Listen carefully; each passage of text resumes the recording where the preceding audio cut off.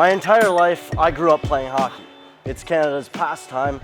And today, I drop the stick, take off the skates, and I sit down with Billy Bridges, Team Canada member of the Sledge hockey team, gold medalist, to talk about sledge hockey and to talk about him and how he got to where he is. Billy Bridges, thanks for coming on. Yeah, nice to meet you.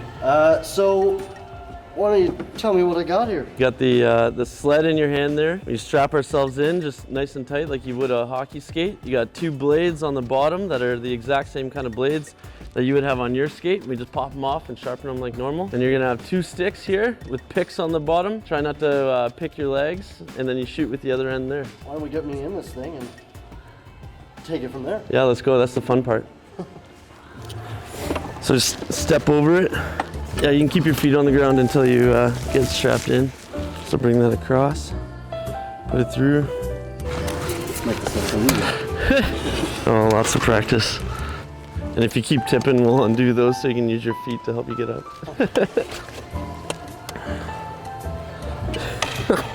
You want to hold the blade right up on the tape, yeah? And then it's kind of like Nordic cross-country skiing. Exactly. And you're pushing all the way through. Billy, now I'm all strapped in here, ready to go, and you've been playing sledge hockey since you were 12. And you played for lots of different teams. I was wondering, how did you first get into the sport? I was lucky enough to have a teammate and his grandparents that he lived with, Brad Bowden, just kind of introduced me to disabled sports. Took me to their wheelchair basketball team. That was the big sport back then. And I was lucky enough to find sledge hockey way back in the day when the sleds were steel and weighed 45 pounds. And I made my own sticks out of 2x4s. My dad would cut it with a jigsaw, and I would sit there on the belt sander making my own curve for a couple hours. And I even used those sticks at my first Paralympic Games in Salt Lake City. So you can tell where the games come. Now we have full one-piece sticks from Warrior that are just absolutely phenomenal. You played on Team Canada. What's your biggest accomplishment, in your opinion? I mean, if you would have asked me that 10 years ago, I would have said the gold medal in Torino. It's a lifelong dream to be able to win a Paralympic gold medal or an Olympic gold medal. But if you ask me today, it's trying to help each team win. I've been on the Paralympic team for 21 years now. So, you get a whole different slew of guys, and you really want to help them get their championship ring. Now, a lot of people don't know a lot about sledge hockey. If you were talking to somebody for the first time, what is something that you would want them to know that maybe not everybody would know about your sport? That there's full body checking. So we're here at the Milton Sports Center, and before we went on camera, you told me, this facility really does a lot for you guys. Yeah, it's special. The city. This is a city-owned rink, and but the operations guys here and the programs have made a sledge hockey only shinny ice. Sledge rinks are actually, it has that glass. The bench is like flush with the ice, so there's no step. And then on the bench there's a plexiglass, so you can skate right in. Okay. It's pretty awesome to have a city that's behind you. Can we expect you back in Beijing? Well, that's the plan. I mean, being on a Hockey Canada senior level team, nothing's ever guaranteed. There's tryouts every single year with over 40 guys that come, and even then we take 20 for the year for training, but we only end up taking 17 to Worlds or Paralympic Games, and even then we only dress 15. So you're never quite sure, you just got to put in the work. That's the only reinforcement you get that you'll be on the team. All right, how about we get you some pucks? Oh,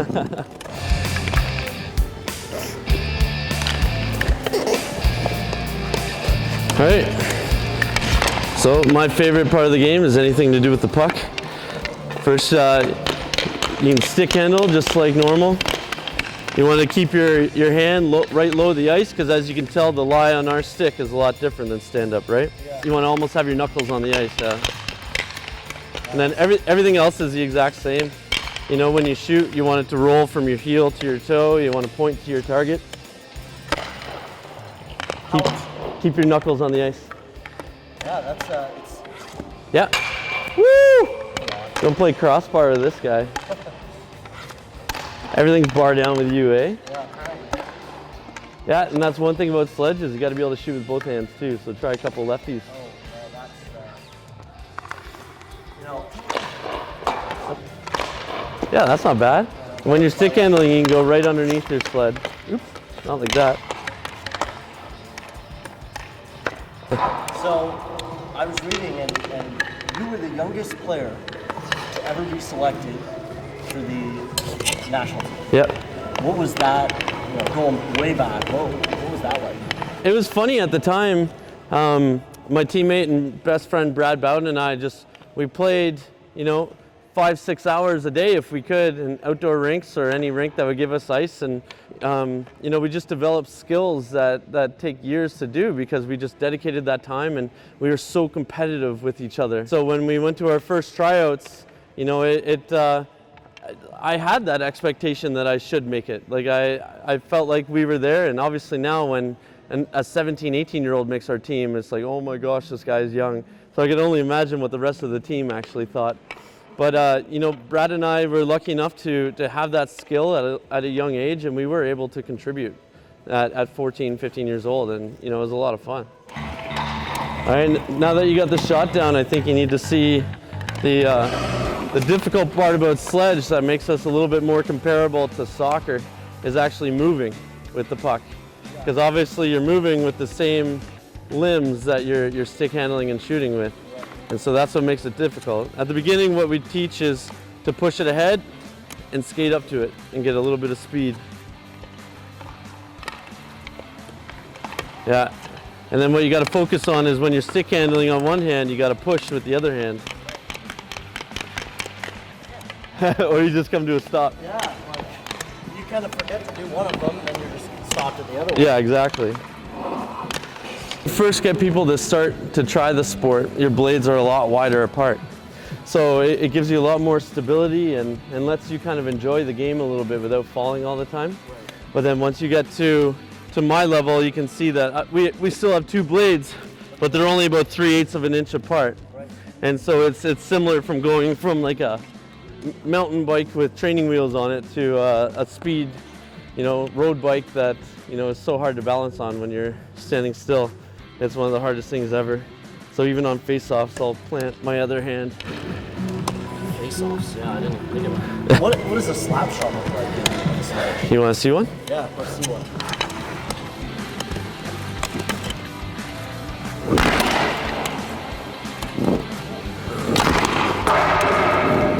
What would you say to somebody who wants to get involved? Like, how would they get involved in this? Yeah, I mean, luckily we have so many sledge hockey teams across Canada.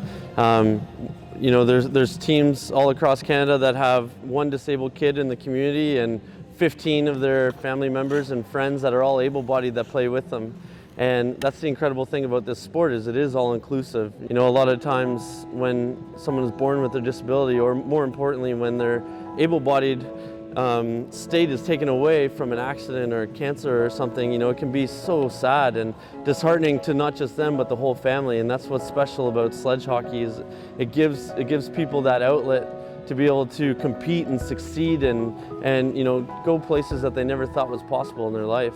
I've been lucky enough to have been to over 35 countries in the world playing wheelchair basketball and sledge hockey and tennis and everything, and just that pair of sport has been absolutely incredible in my life.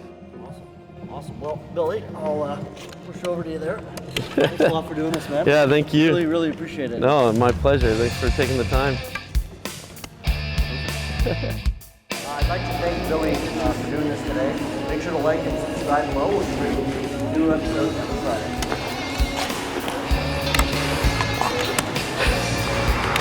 Let's hope he didn't get that. Let's hope he did.